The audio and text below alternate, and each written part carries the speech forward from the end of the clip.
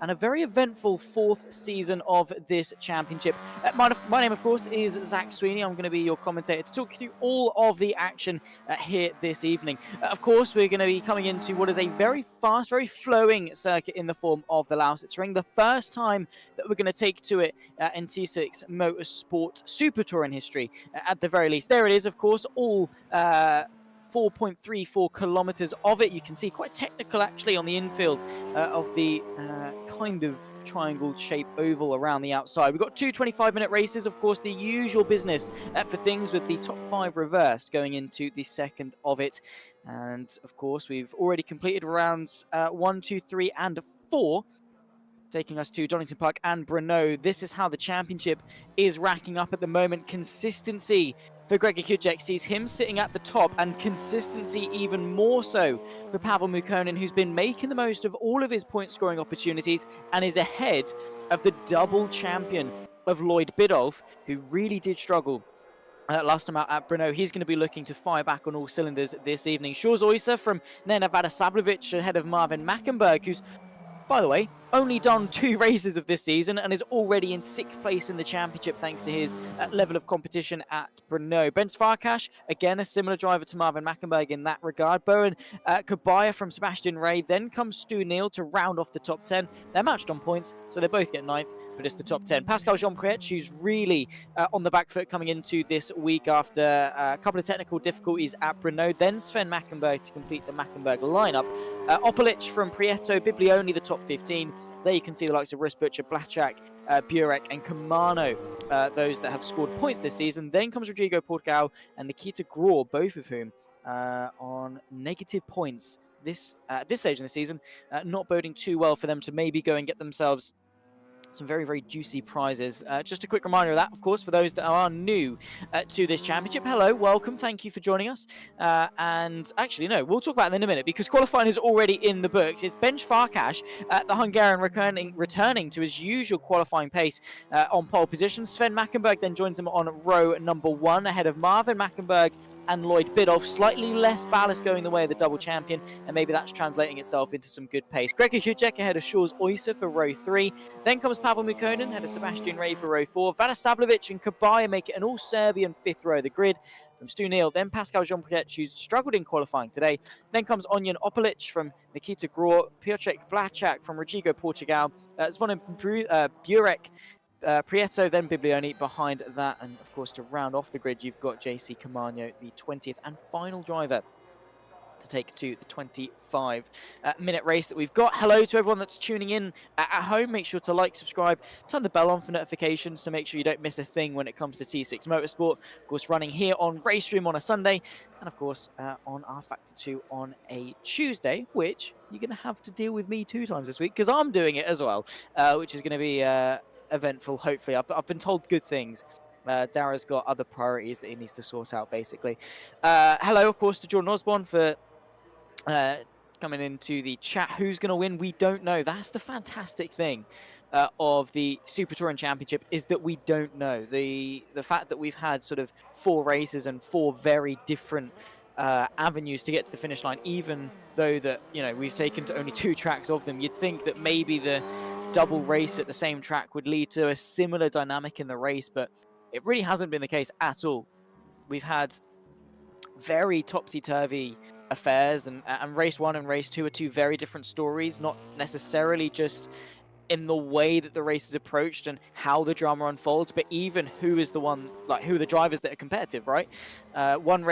Race 1, it might be the driver that started pole. Race 2, it's then the driver that started P3 or whatever, that are then able to fight their way up and do really well. So that change definitely leaves us on our toes, and always a welcome surprise in the commentary box, indeed.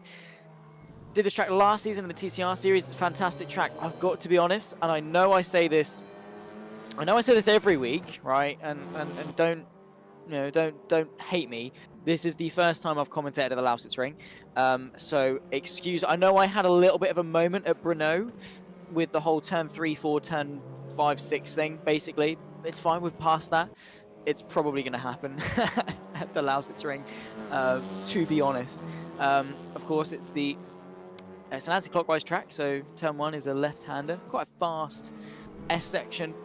into 3, then 4. Turn 5 is then all important because you've got that long straight that leads you into then turn 6, 7, 8 maybe could open the door for some overtaking. The very long turn 9 to again a heavy braking zone for 10. 11 a bit of a kink, then 12. The double back on yourself, do one hairpin into another, and that's pretty much the lap. Turn 14 I'd assume is taken fairly quickly. This is on the main oval part of the track. Looks like a bit like a hash brown kind of, just the Lausitzring, the full oval that is. Not that I'm a fan of hash browns, as I'm sure. I'm honestly surprised DEKRA hasn't brought it up at any point that we've been on commentary there. Marvin Mackenberg, not a fan, then, I assume, of the Lausitzring, saying that we really shouldn't praise this track. What is wrong with it? I want to know. Of course, they're in warm-up at the moment, but he will be lining up 3rd place on the grid, will Marvin Mackenberg, so we can't hate it too much if he's, you know, lined up 3rd. Then again, maybe he's just good at the track and doesn't actually like it that much. Been there, done that, definitely got the T-shirt. At disliking tracks. But anyway, we're going to be making ourselves into race 1, and what a fantastic graphic that is to make our way into the race, and kept it nice, short and sweet. Did Marvin Mackenberg says everything is wrong with it, and let's see if Marvin Mackenberg is able to put his bitterness towards the Lausitzring aside and go for some maybe home glory here in Germany. Of course, already up to P6 in the championship after just 1 round. He needs to be inside the top 5, of course, top 3, of course, to get those prizes. Let's find out. 25 minutes on the clock. Round number 5 of the T6 Motorsport Super Touring Championship takes us to the Lausitzring. Benz Farkas on pole, Sven Mackenberg alongside, lights out, and we go racing. A good start from the Hungarian as he's immediately able to pull over to the right-hand side and try and cover off the 2 Mackenberg brothers, who of course are going to be charging into turn number 1. The Hyundai, of course, of Marvin having to defend from Lloyd Biddulph, who tries to look to go to the outside, immediately tries to duck underneath him though, through turn 1, into 2, then 3. Any movements in the background? I think a couple of people trying to go side by side. Look out, of course, for Gregor Hudek on the back of Lloyd Biddulph. That's the Hyundai on the back of the Audi RS3. There's Pavel Mukonin as well, who's definitely got a good chance of potentially taking the championship lead if Gregor Hudek struggles with this one. He's 5 points back in that championship hunt. If he's able to get ahead of Gregor Hudek and minimise the points lost to Lloyd Biddulph, he could well be leaving this in the championship lead. Sebastian Ray versus Vana Savljevic. There's Bowen Kabaya, who shared the 5th row of the grid with his countryman, unfortunately going down to P11 as Stu Neal works his way up and ahead of him inside the top 10. There is Vana Savljevic, though. He is a driver that will always make a statement, whether that's offensively or defensively. And in the slipstream, you can see, usual fashion, as everyone is tucked up nose to tail. There's a slight little look from Vana Savljevic on the inside of Sebastian Ray. The door definitely does open up through turn number 9. This long right-hander that then leads you on a short little straightaway towards turn number 10. The inside is going to be optimal, so look out for, of course, Stu Neal, Sebastian Ray in the mix. That's the number 8 machine going on the inside. He's going to keep 8th place. Nikita Gror with a drive-through penalty for ignoring slowdown warnings. That's not going to be a helpful start to his affair today at the Lausitzring. Side by side still between the pair of them, as Vana Savljevic now, as they enter into turn 12, now 13. The double back on yourself twice that opened the door for some interesting switchbacks, it must be said, but Vana Savljevic is through and up into 8th place. And is that another drive-through penalty for Nikita Gror? That is suboptimal to say the least. Lap number 1 is in the books though, and look at the gap that Benz Farkas has got ahead of Sven Mackenberg, ahead of Marvin Mackenberg. This is his race to lose. He's definitely coming into this with the right mentality and definitely the right level of talent as well. Lloyd Biddulph though, looking on the rear end of Marvin Mackenberg, who's got a slight little bit of a twitch as we head our way into turn number 5, slightly uphill on the exit. Leads you on to this back stretch of the hash brown, I'm going to call it from now on. Heavy braking zone coming up though in the form of turn number 6, 90-degree left-hander. No one looking up the inside. You can use a lot of curb actually. Of course, these touring cars are quite tolerable with the amount of curbage that you use, and launching themselves over it to try and maximise that rotation.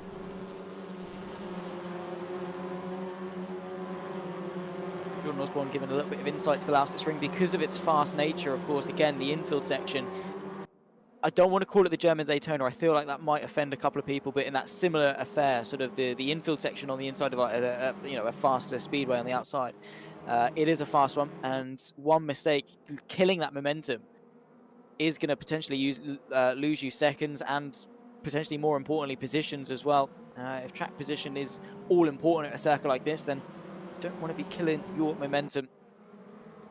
Running wide as they try and maybe find a way through, but I don't think anyone is too eager, at least at this stage. 21 minutes left to go.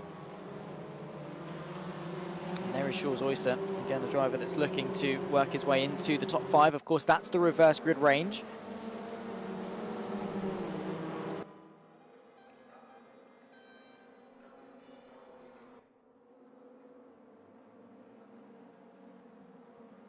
So Shaw's Oyster not only looking for a couple of extra points, but also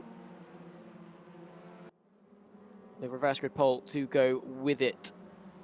Those watching along, of course, want to support the T6 Motorsport community as such, and fancy yourself a nice little extra memento, I suppose. I was trying to think of the M word. Merch, memento, whatever, you know, take what you fancy, however you want to call it. Head over to the T6 Msport Etsy shop.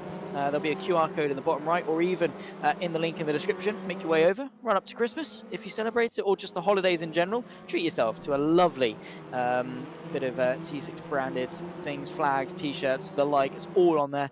Get it over there. Fantastic quality stuff, of course, which rather sparing no expense, in the wise words of John Hammond.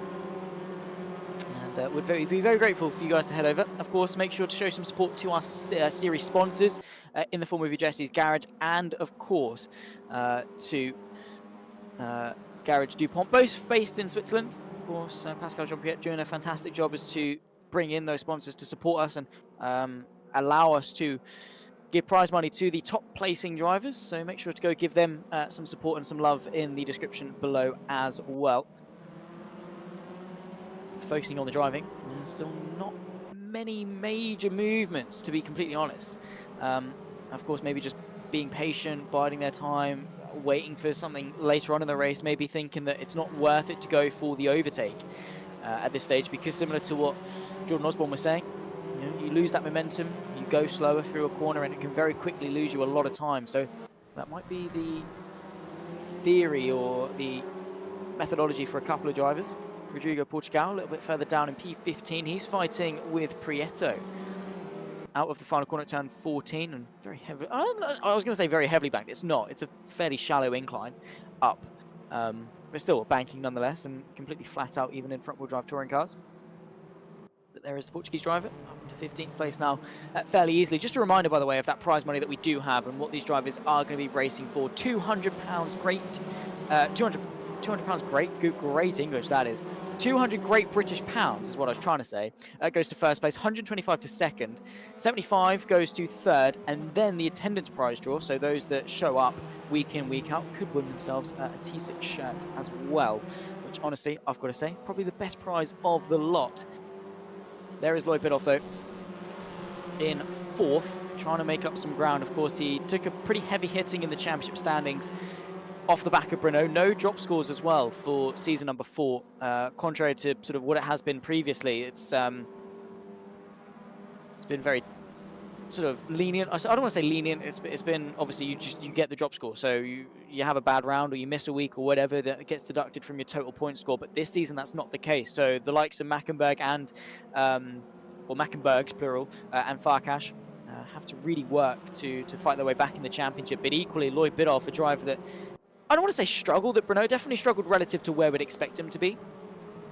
Can't just drop that and write it off. He does need to work back that gap, and right now, being in P4, gets him 15 points. He's going to, oh, sorry, it gets him 13 points. He's going to gain 2 relative to Gregor Kijek at the end of it, if it stays as it is. But of course, he's not going to settle. He's going to be looking to go for 3rd place. Marvin Mackenberg, of course, sees it coming, uses the outside of the banking to try and stay ahead of him, and there's not enough that Lloyd Biddulph can do, of course, hampered by that balance of performance that he gets for being 3rd place in the championship.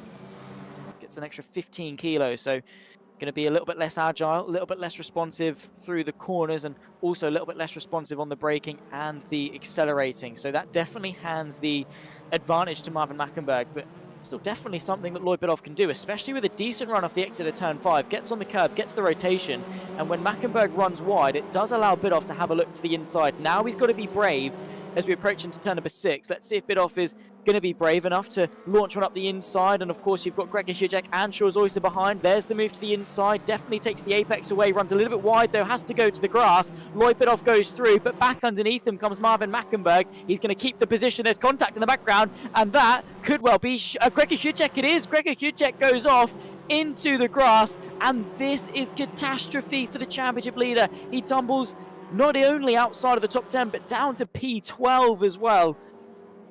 After a small mistake, I say small mistake, it was quite a sizable mistake from Lloyd Bidoff, put Marvin Mackenberg off, and the catalyzed that chain reaction down into Gregor Hujek going off himself, I should say.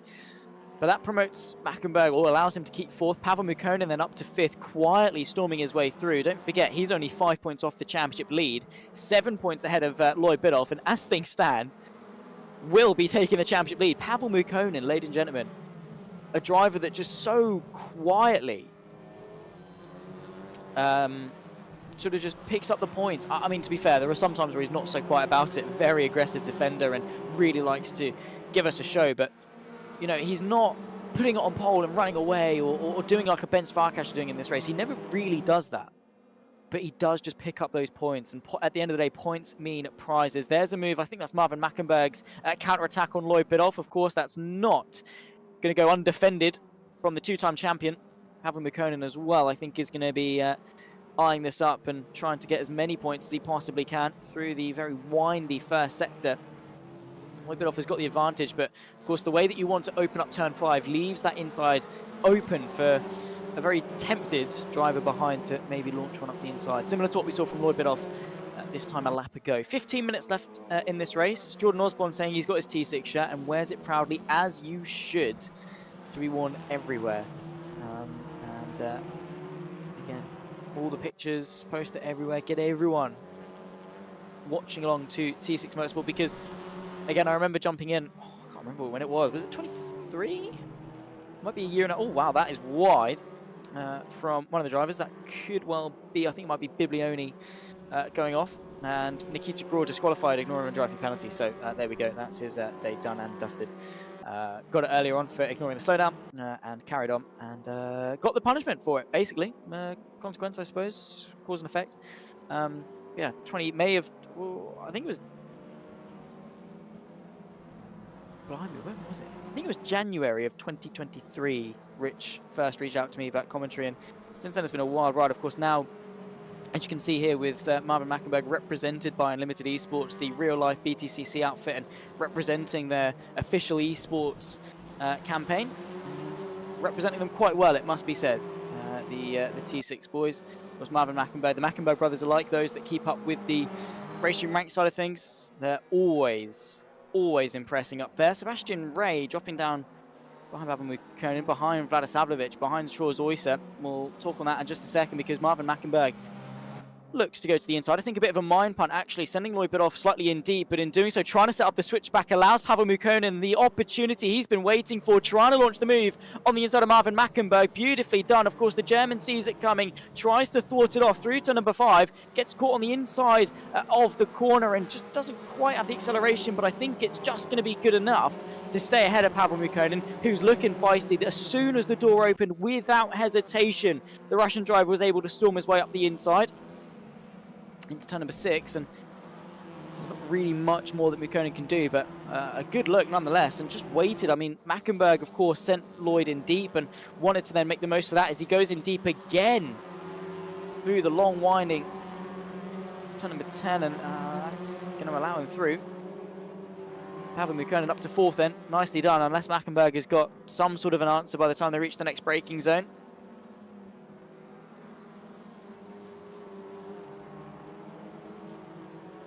Apologies, they were going through turn number, this is now turn number 9. See, I knew it would happen. I wasn't far off, I was 1 corner off, it's fine. But yeah, it's anyway, moving on very swiftly as Marvin Mackenberg is looking to move on very swiftly and dispatch of Pavel Mukkonen as quickly as he can. No way through. Pavel Mukkonen not going to give that one up at all. Halfway through this race, by the way, 12 minutes left to go. Lloyd Bidoff just 6.5 seconds off the race lead, but crucially up in 3rd. Where is Gregor Hujek? Still only 11th. He's on the back of that train, though, with PJP and Kabaya, so Definitely more places to be picked up. This is that train, by the way. So Gregor Kujek, the car at the back of it.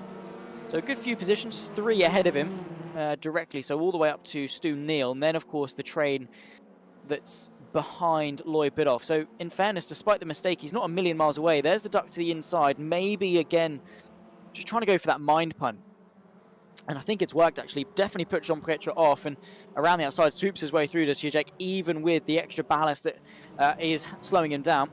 He's not letting it. The mentality, the determination to fight his way back through the field is unparalleled from Gregor Kujek. Of course, it was Gasper Mrak that won the championship last season. His teammate and fellow countryman, I'm sure good friend as well of Kujek, is now the favourite to win Season 4. So we'll see if they're able to deliver. Boyan Kabaya on the back of Stu Neal, this time by a little bit wide from the Hyundai. Could allow the Cupra to nip his way up the inside.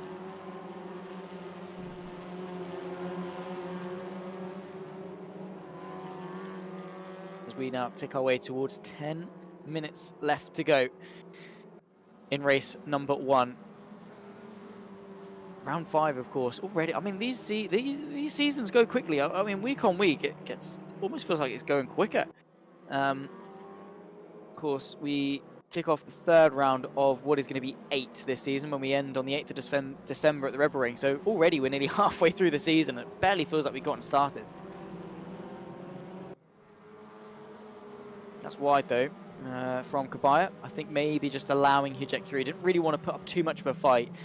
Probably wise racecraft, in all honesty, from Kabaya. He wants to sort of maintain that top 10. And I don't really think it was a matter of if Kujek found his way through. It was a matter of when. So in allowing him through, didn't lose too much time, and probably can now actually use a little bit of slipstream to maybe get on the back of the cars in front of him. So an investment, short-term loss, maybe long-term gain.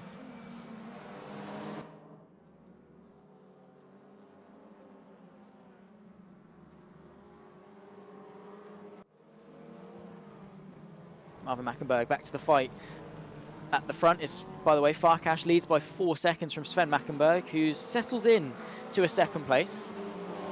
Lloyd Bidoff there, of course, in 3rd from Mukonin. This is that train.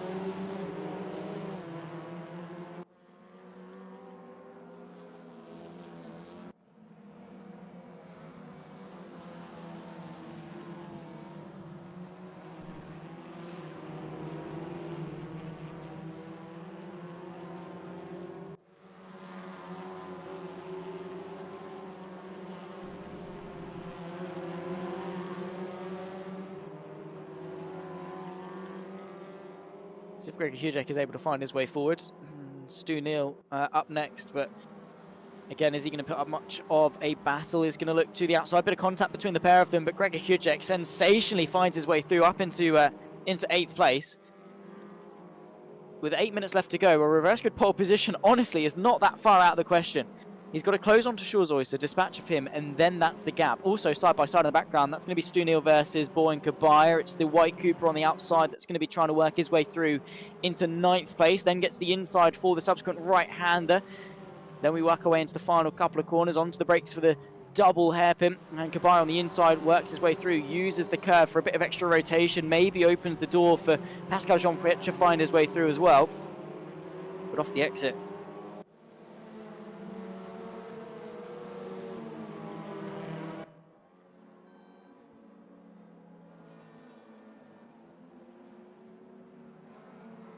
.7 minutes and 50 seconds left to go. Bit of a sense, or a look at the very least, from what's now going to be Gregor Kujek, who's already closing in on Shaw's ahead. Of course, it was then Stu Neal versus PJP in behind.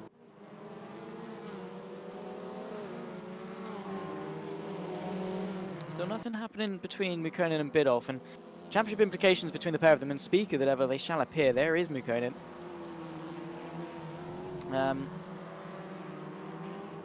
Yeah, I wonder why he's not been as aggressive. Maybe the door just hasn't quite opened yet for Mukonin. He's waiting to pry it, or he's just sort of trying to delay it as long as he can, because he knows that if he engages in a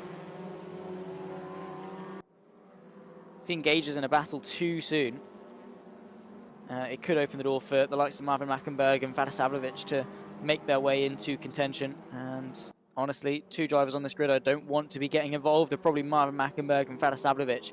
However, the door might be open this time. Pavel Mukkonen looks to go to the outside of the two-time champion, Lloyd Bidoff. Nips as well on the inside. Mukkonen does not want to leave that inside open for longer than it needs to be. Tries to get back underneath the Audi RS3, but no way through on that occasion. Through turn 11 into now the first of two hairpins here at 12 and 13. Gets chopped off there as Lloyd Bidoff is able to maintain the race in line. So a good attempt there from Pavel Mukkonen, maybe just enough to apply the pressure and start to plant the seeds into Lloyd Bidoff's head.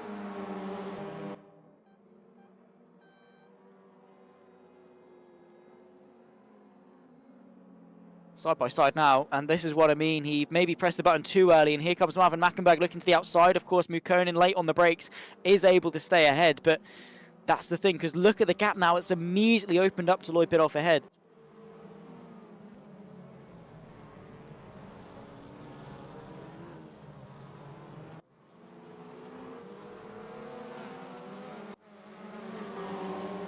So maybe that was the sort of kind of hesitancy that we saw from Pavel Mukkonen initially, because again, Marvin Mackenberg just saw the opportunity and knew full well he had to get on in the action, and it's not a risk that Mukkonen can really afford to take. Especially when you start to think about the championship, and when it comes to Gregor Hujek, I mean, to be fair, I say he's not having a good day. He's still in 8th place, still going to be scoring some pretty good points.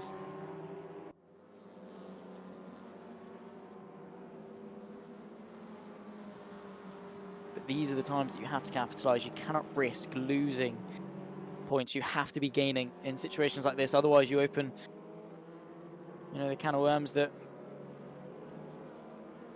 could lead to you being called a bottle or whatever. I mean, not in a harsh way or whatever, but you know, there's a reason why Lando Norris has had a lot of stick thrown his way this season in the world of Formula One, because it's easy to crumble under pressure and lose those points, when in reality you really should be capitalizing under the circumstances. And right now for Lloyd Bidoff and Pavel Mukkonen, both of them want that 3rd place. Realistically, it's as high as they're going to get in this race, provided obviously Farkas or Mackenberg don't, you know, spin or crash or disconnect or whatever.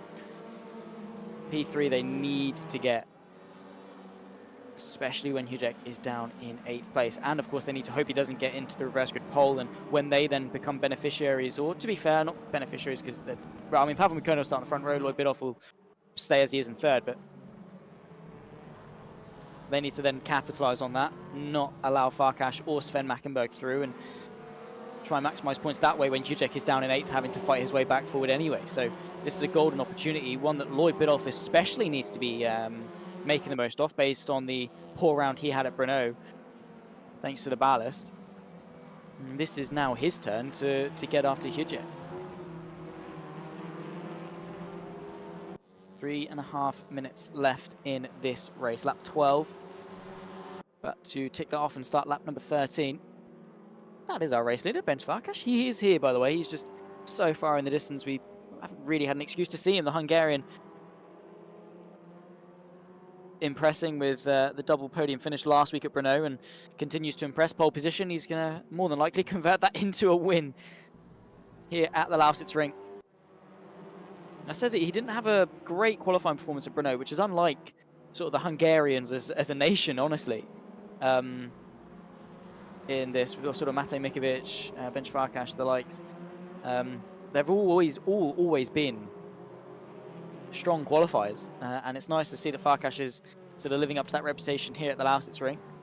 There's the fight, Shaw's Oyster. That's for 7th place. Gregor Hujek finds his way through on the Flying Dutchman, so an extra point going his way in the bid for the crown. It's still not going to be enough to find his way into reverse grid pole, and with 2 laps left to go, it's going to be doubtful that he's going to be able to close in on Marvin Mackenberg. But again, it's not that big of a distance. Anything will happen. And if anything goes wrong, Marvin Mackenberg, you know, goes on an overly aggressive move on Mukkonen, it's not unlikely that Hujek not only gains a couple of extra points and limits the damage to Bidoff and Mukkonen, but then equally starts ahead of them for race 2. I know he's P7 now, and it is a tough ask, but you've got to press on all the way to the checker flag because you just do not know what's going to go on. So we're going to complete 14 laps for race 1, presumably something pretty similar for race 2. Shaw's always a little bit wide to the apex at turn 6. You can see the difference in time that costs, especially in front-wheel drive cars. Always found that if you mess up the exit, you lose so much more time compared to a rear-wheel drive counterpart, in terms of sort of turning in too early or missing an apex and having to over-rotate the car past the rotation point of the corner as such.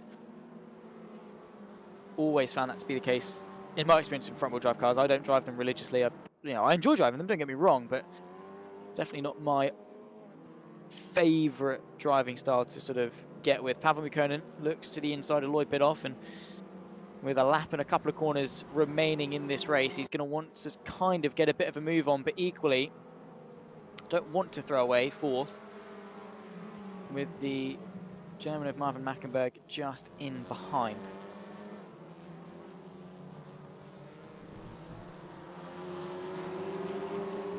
But in the slipstream off the back, he's actually really close off the back of turn 13 into 14. So I think we could well have a look at Pavel Mukkonen going for the move. He's not got the straight line speed to do it on that run to the line. I don't think that's enough, and you can see Lloyd Bidoff knows that. He's gone to the inside to cover it off. Very wide front straight. Pavel Mukkonen looks to go to the outside. Slightly later on the brakes is the Audi. Bit of a front left to rear right wheel contact between the pair of them. Final lap of the race.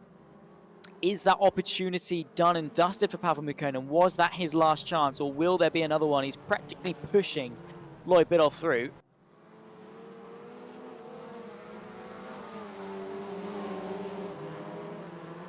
And defensive once more down this back stretch towards turn number 6, and following him is to make the most of the slipstream effect as Pavel Mukkonen. But unless he's almightily brave on the brakes, it's not going to materialise here. No way through for Pavel Mukkonen, who, as things stand, just going to have a look, will be taking, or won't be taking the championship lead. I think they'll be matched on points between the pair of them. So we tie for the championship lead as things stand. If he wants to take the championship lead, he needs to get past Lloyd Bidoff. Right now, looks to the inside, maybe, just not quite enough. But with a couple of corners left to go, he might well be able to launch an almighty move to the inside, but I don't think Lloyd Bidoff is going to let that happen, in all honesty. He knows how to position the car, knows how to defend and make that Audi as wide as possible. It's not going to stop Mukkonen from trying, though. He once again looks to go to the outside. A long, long, long way around, though, and Lloyd Bidoff going in deepest to make sure he covers off Mukkonen going around the outside to then subsequently get the inside.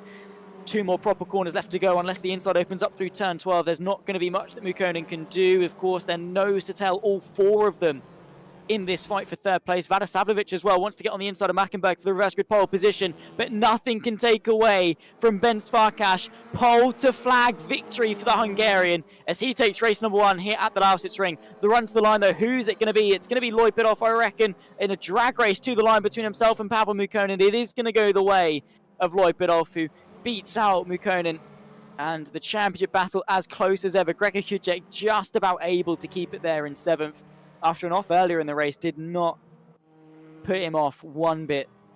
He was able to make the most of it and still finish 7th, limiting the damage in the championship. And Lloyd Bidoff closing the gap on both of his main rivals, but equally still got points to go and catch. Race 1 then in the books. We'll run you through the full results before we throw to a break and get ourselves ready for race number 2. 25 minutes go back on the clock. Marvin Mackenberg this time starting from pole position, as that's an it's a line through that turn number 1. Emmanuel Biblioni makes his way across the line. The second to last driver, we've got Camagno as well to cross the line. He's making his way into the last few corners.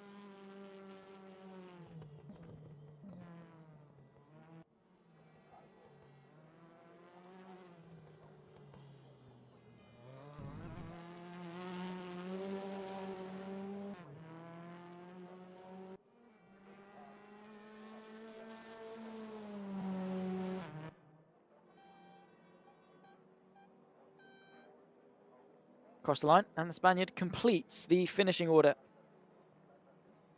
As you can see there, Ben Farkas with the fastest lap and the race victory, 151.680. Let's see who's going to be able to top that going into race 2. Sven Mackenberg then, ahead of Lloyd Biddulph, completes the podium. Pavel Mukkonen ahead of Marvin Mackenberg. Definitely not the cleanest race he's ever had by his own admission, but we'll start from reverse grid pole position. Vadisavljevic just missing out ahead of Kujek from Shaw's Oyster. Then comes Kabay and Neil. That's the top 10. We're in warm-up. I'm going to step away for just a moment. Don't go anywhere, though, because race 2 here at the Lausitzring will be back.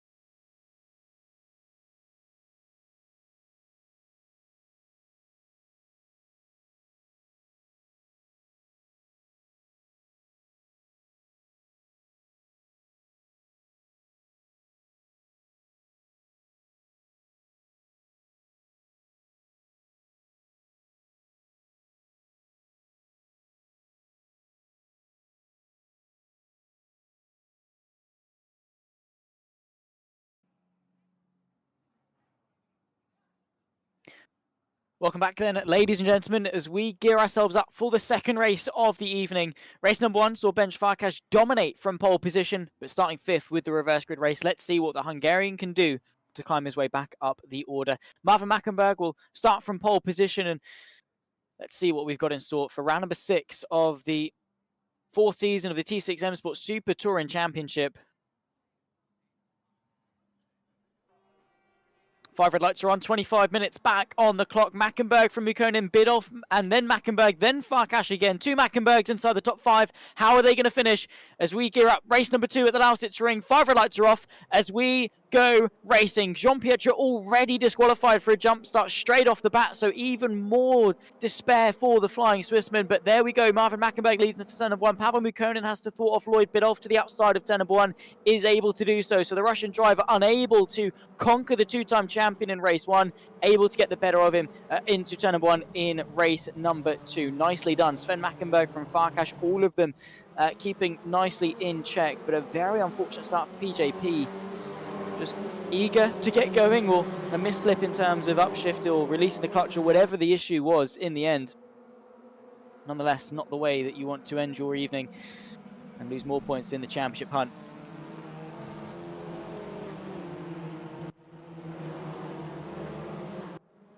There's Sven Mackenberg, able to finish P2 to Farkas in race 1, of course, finishing about 4.5 seconds back on the Hungarian. Pretty sizable gap, but let's see if he's able to keep him at bay. Be interesting to see what those at the front, so the likes of Marvin Mackenberg, who of course now leads this race, is able to do, or will we have a 5-car train for the best part of it, or will they be able to pull away from Farkas, who definitely had the measure of pace. 51.6 was the lap time he was able to set in race 1.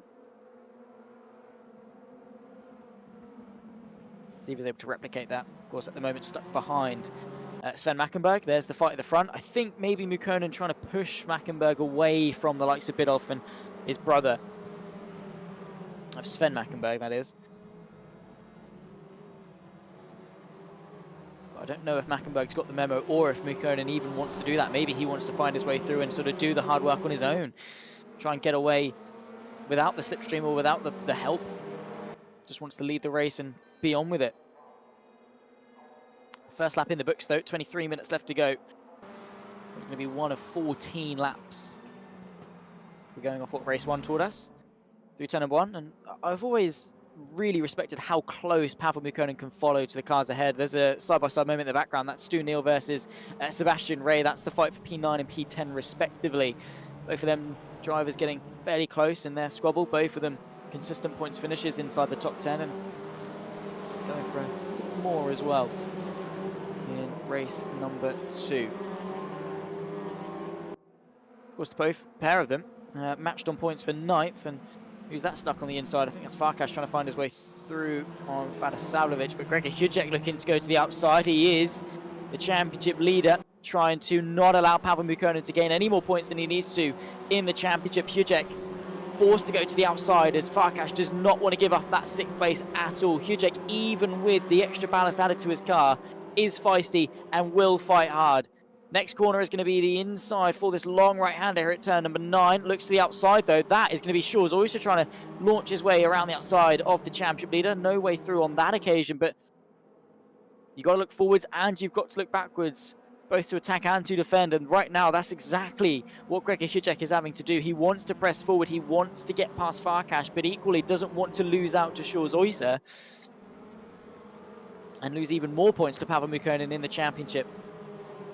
Because that unfortunate off, while he did recover quite well to start 7th, I mean, it wasn't that reverse grid pole that he'd have wanted, or even to be a part of the top 5 reverse grid positions.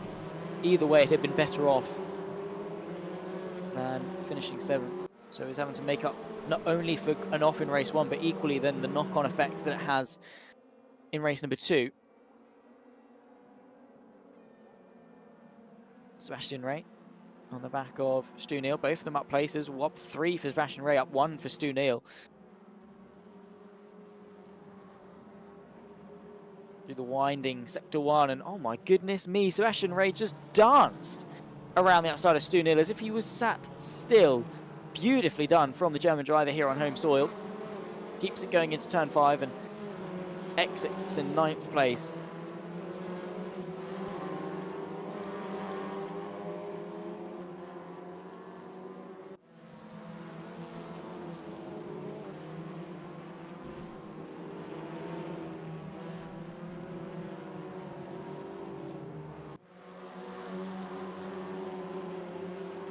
Kabaya, there in 11th.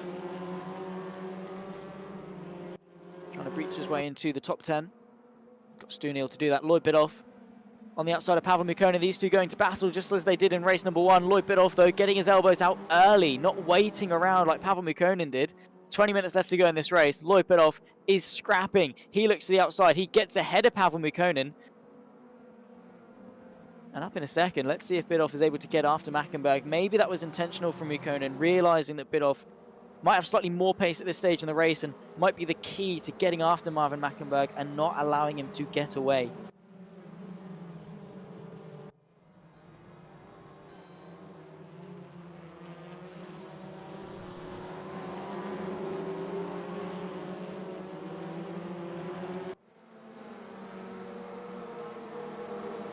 Vadasavljevic once again in P5, just the consistent running. Keeps him in 5th place in the championship. Could be losing out to Marvin Mackenberg as things stand with his run of form in the not only this race but race 1 as well, chipping away those points. There's wide though from Bench Farkash, does get the move done. However, the up and under is still there from Vadasavljevic, who picks his way back through in a 5th place. Farkash is still going to fight it as long as he can, back up the inside for the final right-hander of the S's. Very aggressive to just take the apex and take the track away, but Vadasavljevic sees the long game, sees the potential, gets back underneath him onto this back run towards turn number 6 out of 5. Is Vadasavljevic got enough of a run to look up the inside? He's slightly there, just runs out, I think, of momentum, and Farkash is through into 5th and keeps it, more importantly, starting 5th, and really has made no progress forward, looking in his mirrors more so than really attacking forward, which is not what I expected, to be honest, from Farkash. He's never usually been sort of a quali or a track position merchant as such. He's always been capable of fighting his way through. But for this race, for whatever reason, not the case, allowing his championship rivals to pick up some good points on him. But his performance in race 1 absolutely cannot be sort of tarnished by a lack of progress in race 2. Let's not forget the performance that he showed. Gregor Hujek, though, putting on a monster performance to the outside, trying to find his way through on Farkash, but again, the Hungarian closes the door, and Hujek, another one of those drivers, stalled for progress in this one, and especially with the championship fight, just seems that whoever gets that big bit of ballast, I mean, it was Lloyd Bidoff last week that struggled, then of course it was Hujek that retook that off him after taking the championship lead, and is now the one struggling. Maybe it's just that big of a difference. I think I did see Bench Farkash momentarily popped up with a drive-through penalty. I won't say it's gospel until we've, of course, got it confirmed, and we have got it confirmed. Drive-through for Farkash, so that's going to knock him straight out of contention, promote Gregor Hujek inside the top 5, but the damage is still there. He's still got to close the gap to the top 4, which is going to be easier said than done.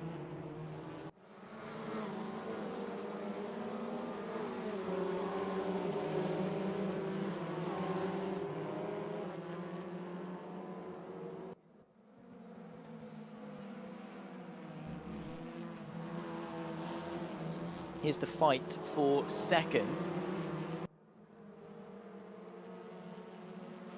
between Mukkonen and Bidoff. I don't really think Mackenberg is being too nice to catch, to be honest.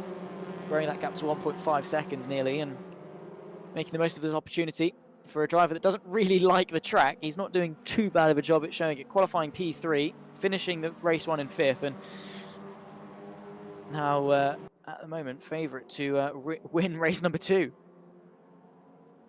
Picking up points.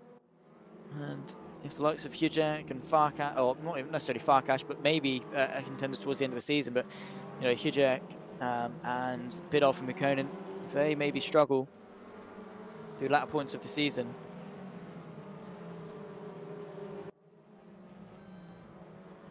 Maybe Mackenberg, the Mackenbergs, plural, both of them, and Farkash could find their way into championship contention. 15 minutes left. Closing in on half distance.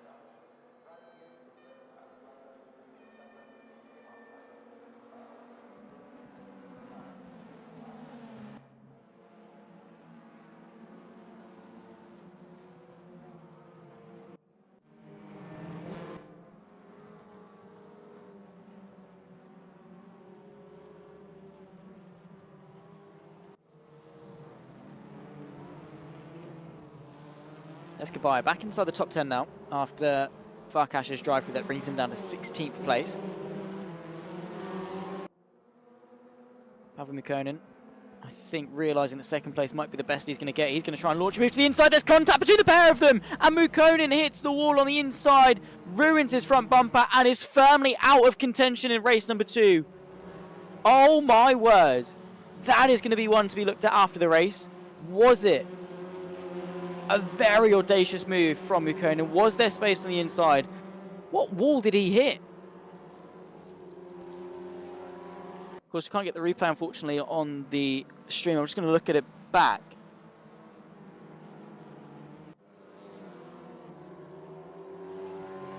but he definitely was incredibly aggressive, was Loipidov.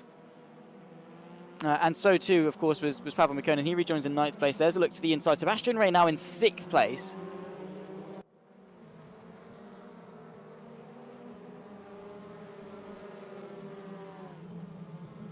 Just now watching it back on the stream. There's a move from the inside to Sebastian Ray. I've got to be honest, Mikkonen didn't hit a wall. There was an invisible barrier on the inside apex of turn 6, which did him no favours there. Unfortunate one for Pavel Mikkonen. Yeah, there's not a wall. A big curb. A big curb would send him upwards. It wouldn't stop him. is the issue there? Not sure about that one, Chief. Got to be honest. Nonetheless, that's Pavel Mikkonen's day pretty much dusted. Unfortunate based on the potential that there was to bring him back into sort of the championship fight, but alas.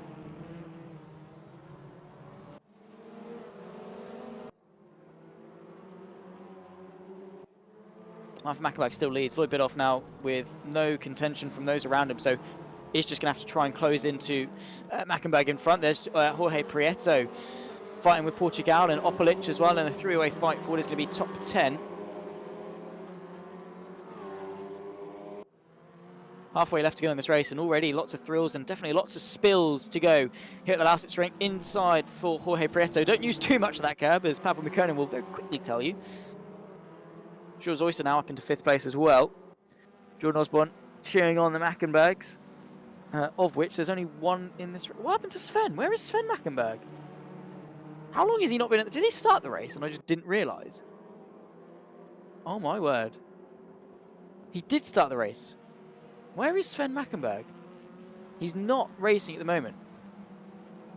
Nonetheless, Marvin Mackenberg is still up and leading. It was Sven Mackenberg that got P2 in race 1. So 1 podium for Mackenberg brothers. Marvin Mackenberg is looking to take it an extra step up. A puncture going the way of Sven Mackenberg that sort of knocked him out of contention. And that is his day, unfortunately done. Boyan Kabai using the curb. Nicely done to sort of facilitate the overtake on Stu Neal. And Kabai up in 7th. Nicely done from the driver that qualified on the 5th row of the grid. Alongside Vladisavljevic, who's at the moment running in 4th, always carving his way forwards is Vladisavljevic, the defensive tank, but equally the charging infantry, I suppose, maybe you could say, I don't know, in the form of Vladisavljevic.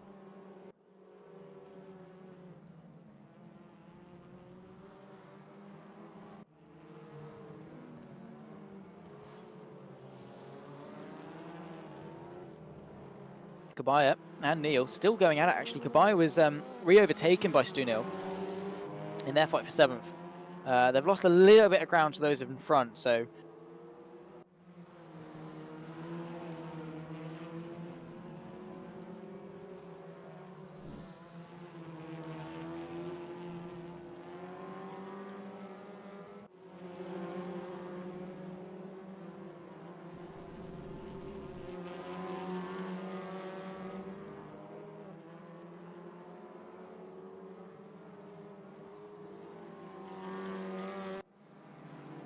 Kabaya thinking about the move to the inside.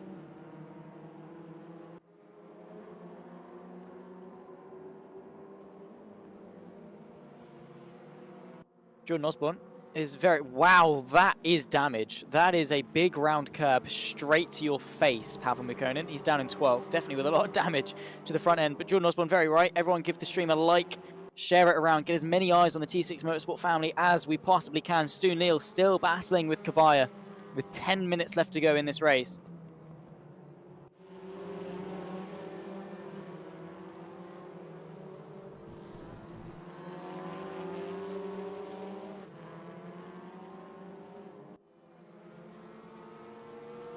Through the long turn number 14, that's flat out, of course, gives you a nice run, maximising the slipstream on that run towards turn number 1. Onion Opelic fighting to get himself inside the top 10. He's got Portugal to fight with on the inside, gets a bit of that curb. That's going to slow down his straight line speed ever so slightly, but the eyesore of the train is Pavel Mikkonen, not in the nasty way, in the sense that his car is, well, you can see it's got a very troubled front end, I suppose.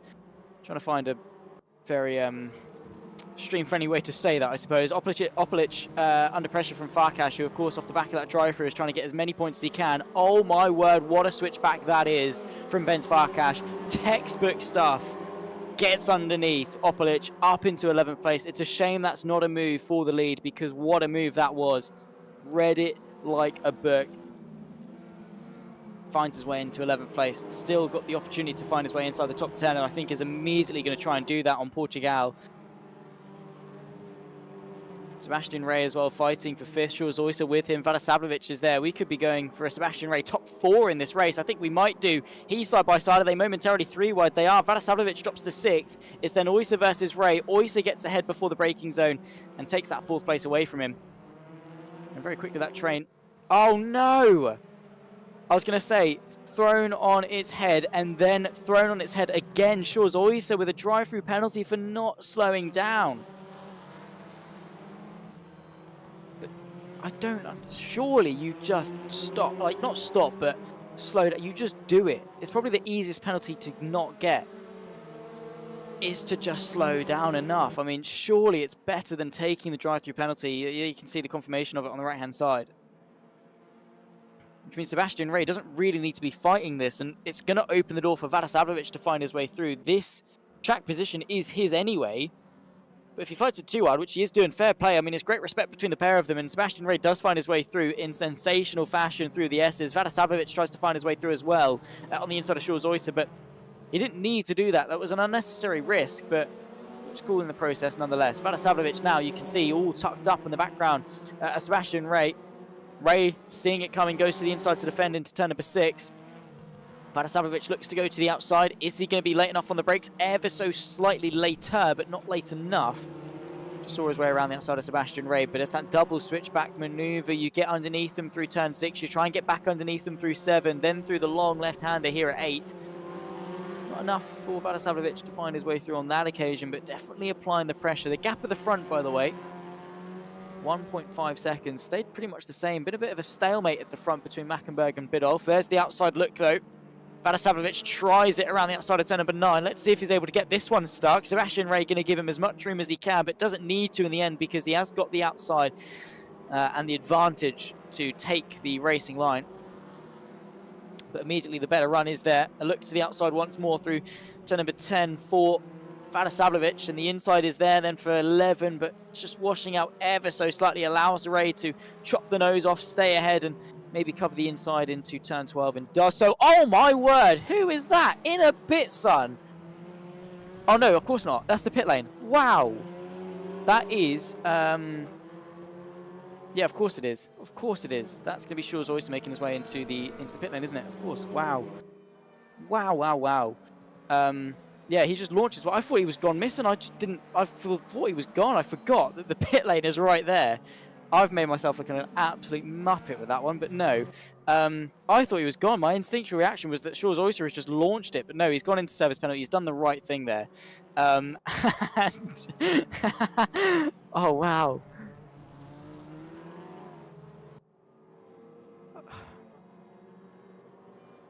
Anyway. Oh, that's tickled me a little bit. I'm sure it's tickled Rich, and hopefully you guys at home as well. But yeah, no, Shaw's Oysa was just going into the pits to serve his penalty. Yeah, no, the pit lane is there. It's a really long one here at the Lausitzring, by the way. It starts at turn 12 and doesn't end until turn number 1. So you are in the pits for a long time. In fact, actually, it comes out after turn 1. And it's got a chicane before you even go into it. So it's a really long pit lane here at the Lausitzring. Kabaya in 7th, still fighting with Stu Neal. Both of them bumped up a place thanks to Shaw's Oysa's penalty. 5 minutes left to go in this race. It's going to translate into what is 3 laps at the line. There's Kabaya, though. He's been brave today. He's definitely got the pace here at the Lausitzring to contend. He's not letting it go to waste. He looks to the outside of Stu Neal, but in the end, it's actually similar to what Vadisavljevic did this time a lap ago. Looks to the outside then to try and mount the challenge to turn 10. Is he going to be able to get this one to stick? It's the wide line, does wash out ever so slightly, and again, as long as he's got his nose alongside, he does have it for turn 11, then under the brakes into 12, and finds his way through. Very well driven there from Brian Kabaya. finds his way ahead of Stu Neal. 4 minutes left to go. Marvin Mackenberg still dominating this race up in front.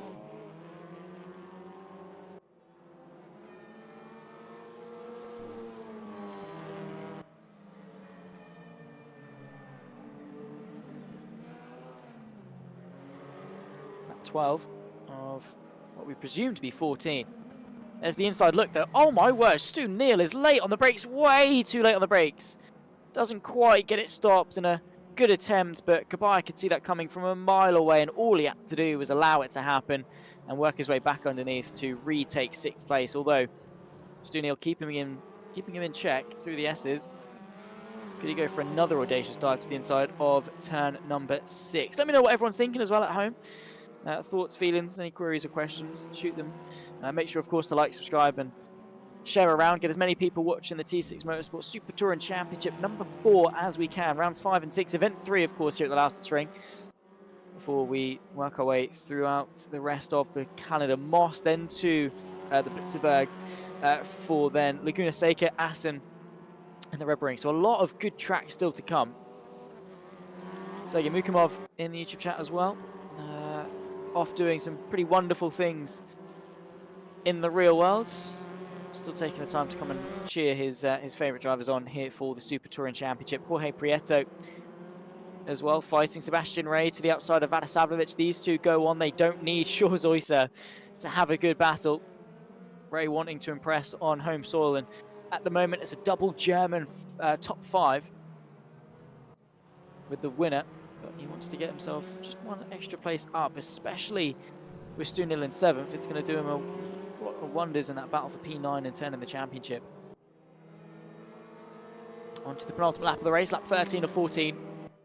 2 minutes 20 left on the clock.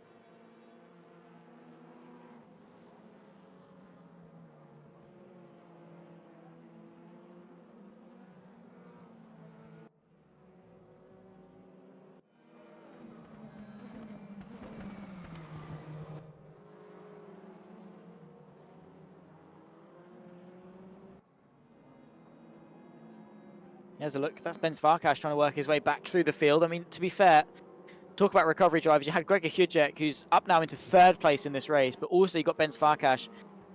Both of them with misfortune going their way, whether that's, you know, of their own volition or not. They've been able to pick themselves back up and fight their way forward. It was a drive-through for Farkash. It was the off in race 1 for Hudjek, and both of them in their respective races have been able to fight their way back through. Farkash from dead last, now back inside the top 10 and firmly inside the top 10 as well. P8 for him, and a fast lap as well of 52.0, so nearly sub 52 like we saw in race number 1.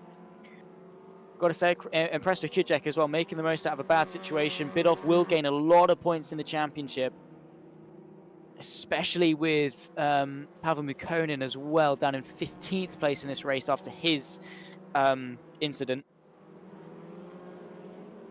So a good day for Bidoff. But for him, maybe, hopefully, is actually going to be maybe only like a point behind Hudjek. Because if he's a point behind Hudjek, he still has less ballast. Of course, we'll work it out in due time. But say if that was the case, if he's not just quite been able to gain the full 12 points, which I don't think he has, he's going to have another round where he's hopefully going to be a bit quicker than Hudjek before he then maybe re-inherits the poor ballast. Slows him down a bit. That definitely was to his despair in Brno. Final lap of the race, Marvin Mackenberg kicks us off. I don't think Lloyd Bidoff has really got much to answer in terms of the pace that the Mackenberg has shown in race 2. I mean, he wasn't quite there in race 1. I mean, in terms of maybe just got caught up in some battles, definitely with Vadisavljevic and that train with Mukonin and Bidoff, didn't quite have this space to sort of show it, but race 2, started on pole, didn't look back one bit. Sebastian Ray still with Vadisavljevic, time of the essence for this battle as well for 4th.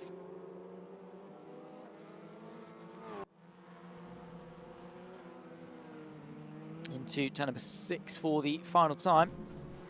No look there from Sebastian Ray, and unless he's got something magical up his sleeve, I think that is going to be battle decided then, even so early in the lap. You've not even done half of the corners by the time you reach turn 6, but if you're this far back, there's not really many places to get the overtake done. You're not slamming on the brakes. It's all momentum based, especially through the long winding hairpins. But if he's able to close him in, happy to be proven wrong, especially if Vadisavljevic goes wide like that. It invites the inside for Sebastian Ray, but if he washes out wide, Sebastian Ray might actually be able to look on the inside of turn number 10. Tucked in the slipstream, you can barely see him behind the Cupra. Defensive goes Vadisavljevic, outside line for Sebastian Ray. I said he might not have many opportunities to go for the overtake. He's got to take them as they come with just 3 more corners left to go in the race. But Vadisavljevic is able to stay ahead. A pretty easy defense in the end for the Serbian driver.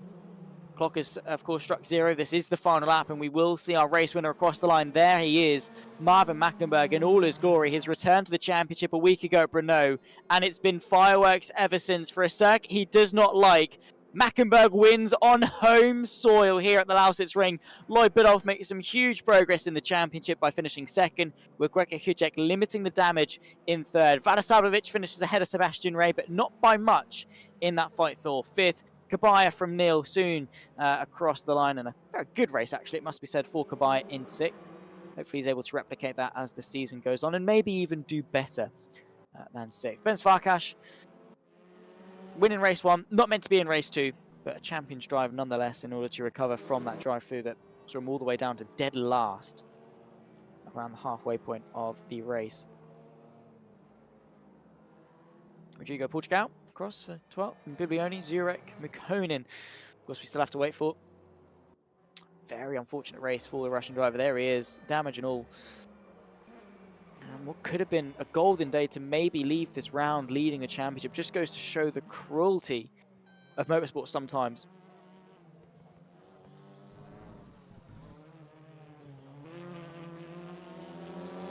Marvin Mackenberg straight into the chat to say there must have been a lot of chaos behind. I mean, in fairness, maybe Hudek got caught up a little bit, but he was still able to finish 3rd.